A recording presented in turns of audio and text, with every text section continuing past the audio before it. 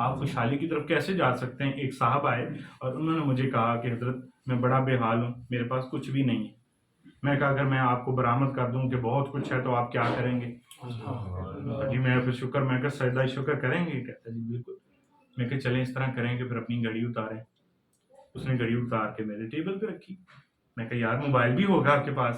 نکالا تو touch mobile, سبحان اللہ۔ میں کہ ٹیبل پہ رکھیں، ٹیبل پہ رکھا۔ اب میں کہا بٹوا بھی ہوگا یقیناً، والیٹ بھی رکھا۔ پھر میں نے کہا یہ آپ ہینڈ فری بھی یقیناً ہوگی آپ کے یہاں؟ جی جی ہے۔ میں کہ وہ بھی رکھیں، وہ بھی رکھی۔ پھر میں نے کہا اور بھی کچھ سامان ہوگا؟ جی موٹر سائیکل پہ آئیں گے چابی، میں کہ یہ بھی رکھیں۔ پھر جیکٹ اتاری، میں کہ یہ بھی رکھیں۔ میں کہا اب لباس بچ گیا، اس میں بھی یہ آپ کا ظاہری اور باطنی بھی 2-3 لباسوں میں مشتمل ہے۔ میرا تو ٹیبل بھر گیا آپ کی چیزوں سے، آپ کہہ رہے ہیں میرے پاس ہے کچھ نہیں۔ بوٹ باہر پڑے ہیں، جرابیں آپ نے اتار کے رکھی، چیزیں آپ نے اتار کے رکھی، میرا ٹیبل بھر گیا۔ آپ کہتے ہیں میرے پاس ہے نہیں۔ جس کے پاس نہ ہو تو وہ تو ننگا ہوتا ہے، جس کے پاس ہو تو وہ تو پھر بھرا نہ ہوتا ہے نا۔ اس کے پاس تو کچھ بھی نہیں ہوتا، نہ کہنے کو نہ پہننے کو۔ تو آپ کے پاس تو کہنے کے لیے ہے، پہننے کے لیے تو مجھ سے بھی زیادہ۔ تو پھر وہ اٹھا اور اس نے سجدہ شکر ادا کیا۔ میں نے کہا یہ کیوں؟ سمجھ آئی؟ کہتا جی نہیں۔ میں کہا ذرا بہت قریب رہتی تھی نا چیزیں، اس لیے نظر نہیں آئی، کیونکہ ساتھ رہتی تھی نا، جب رکھنی پڑ گئی کسی دوسرے کے سامنے پھر ہوش آئی کہ نہیں یار واقعی ہے اپنی۔ تو ہم اصل میں ان چیزوں کو دیکھ نہیں رہے ہوتے جو اللہ تعالیٰ نے ہمیں عطا کی ہوتی۔ اور اس وقت بھی آپ احباب بیٹھے ہیں تو بے شمار چیزیں دنیا کی آپ کی پاکٹس میں، آپ کے دلوں میں، آپ کے سروں کے اوپر، جیبوں میں، بٹنوں کی صورت میں، لباس کی، اور ون سونے برانڈز کی صورت میں، آپ کی گھڑیوں کی صورت میں، جوتیوں کی بھی برانڈ اور جرابوں کی بھی برانڈ کی صورت میں آپ کے پاس موجود ہے۔ تو پھر اگر انسان کہے کہ میرے پاس کچھ نہیں ہے تو اس کے پاس نہ یہ ہے نہ یہ ہے۔ اس کے پاس سارا کچھ ہے مگر اس کے پاس یہ نہیں ہے کہ وہ یہ دیکھ سکے، کیونکہ اندھا ہو تو وہ کہتا ہے جی میرے کو کچھ نہیں۔ تو جو بینا ہو، جس کو اللہ نے دی ہوئی ہوں، وہ دیکھ کے بھی اسی سے دیکھ کر کہہ رہا کہ میرے پاس کچھ نہیں۔ اسی کی بھی دی ہوئی سے دیکھ رہے ہیں نا، اسی کی دی ہوئی آنکھوں سے دیکھ رہے ہیں، اسی کے دیے ہوئے دانتوں سے کھا رہے ہیں، اسی کی باتوں سے محظوظ ہو رہے ہیں۔ اور جہاں میں اور آپ گفتگو کر رہے اور سن رہے ہیں تو میرے ہاتھ آپ کو امیجن میں لے کے جا رہے ہیں، کیفیات منتقل ہو رہی ہیں۔ تو اگر یہ ہاتھ نہ ہوں، میری گفتگو اتنی پر اثر ہو سکے گی؟ نہیں ہو سکے گی۔ اگر میں دیکھوں اس میں خیر کا پہلو، تو جس نے ایک ہتھیلی پہ 5 انگلیاں دی ہیں اس نے کھانے کے لیے بھی تو دیا۔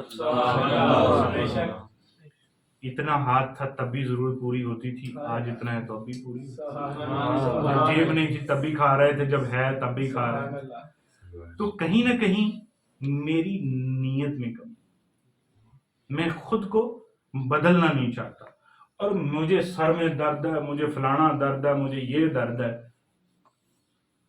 ہو سکتا ہے، ہوگا، مگر مستقل چلنے والی چیز تو کچھ نہیں ہوتی سانس کے علاوہ۔ اگر وہ مستقل نہ ہو تو پھر بندہ مردہ ہوتا۔ ان چیزوں میں اپنا وقت صرف کرنے سے بہتر ہے کہ ہم اپنے اس کی اصلاح کی طرف جائیں کہ ہم اس خیال سے نکلتے ہی نہیں ہیں جو ہم نے پال رکھے۔ حضرت رابعہ بصری رضی اللہ تعالیٰ عنہ، آپ کے پاس ایک شخص آیا اور اس نے کہا حضور دنیا بڑی ذلیل ہے، دنیا ایسی، دنیا بڑی ظالم، میں تو صوفی ہوں، میں دنیا کو بڑا برا کہتا ہوں، دنیا بڑی فلانی، دنیا ایسے، دنیا ایسے۔ آپ نے فرمایا اس کو اٹھا کے باہر لے جاؤ۔ ان کا حضور میں تو دنیا کا جو ہے وہ بڑا اس کو دور کرنے والا ہوں، اس کو برا سمجھنے والا ہوں۔ آپ نے فرمایا عاشق کے منہ سے صرف اپنے معشوق کی بات نکلتی ہے، اپنی ساری گفتگو کے دوران دنیا دنیا دنیا تو کرتا پھرتا، تو کیسے وہ دنیا سے دور ہو سکتا ہے جو منہ سے خود دنیا دنیا دنیا بولتے۔ میں نے بس ٹھیک ہو جانا ہے، میں بس ٹھیک ہونے لگا ہے، میں نے اب ٹھیک ہو جانا جی، بس اگلا لمحہ میں نے ٹھیک ہونا، بزرگوں کی بات میں نے سن لی، اب میں ٹھیک ہو جاؤں گا۔ باہر نکل کے پھر ویسا کیوں؟ کیونکہ میں نے اس خیال کو گمان میں بدلا نہیں۔ میں کہتا ہوں یار پہلے بھی چل ہی رہا تھا نا، ابھی بھی چلائی جاؤ، کوئی بات نہیں، دوائیاں کھائی جاؤ۔ اتنی لوگ دوائیاں کھاتے ہیں ان بیماریوں سے بچنے کے لیے، وہ ضروری ہے، مگر آپ دوائی بھی اس کی طرف سے خیر سمجھیں تو پھر بات بنتی ہے کہ پروردگار بہت سارے تو ایسے لوگ ہیں جن کو دوائی بھی میسر نہیں، علاج بھی میسر نہیں، مجھے دوائی بھی میسر ہے اور علاج بھی میسر ہے تو میں تو لاکھوں کروڑوں سے بہتر ہوں. میرا ہیلتھ کارڈ تو قدرت نے شو کیا ہوا ہے، میرا نظام تو قدرت نے شو کیا ہوا ہے، میری رزق کی فکر جو مجھے لگی ہوئی وہ تو میرے مالک کو لگی ہوئی. یہ تو ہم انسانیت کے ناطے ہیں جو ایک دوسرے کے کام کر رہے ہیں، آ سکتے ہیں، آنا چاہیے. ہر چیز تو قدرت دے رہی ہے آپ کو، آپ اپنے لیے کیا کر رہے ہیں؟ میں شر پھیلا رہا ہوں، منفی سوچ ہے میری، اور پھر میں کہتا ہوں کہ اچھے ملے مجھے. ایسا نہیں ہوتا. منفی کو منفی ملا کرتے ہیں، مثبت خیالی لوگوں کو مثبت لوگ ملا کرتے ہیں جو ان کی زندگیوں کو پلٹانے میں ایک لمحہ نہیں دیکھ لگا. بدلنے والے ایک لمحے کے اندر اپنے آپ کو بدل لیتے ہیں. جس نے نہ بدلنا ہو وہ شیخ سعدی رحمۃ اللہ علیہ کے سامنے بیٹھ کر بھی، داتا گنج بخش علی حجویری رحمۃ اللہ علیہ کے سامنے بیٹھ کر بھی، حضور خواجہ غریب نواز رحمۃ اللہ علیہ کے سامنے بیٹھ کر بھی خود کو نہیں بدل سکتے.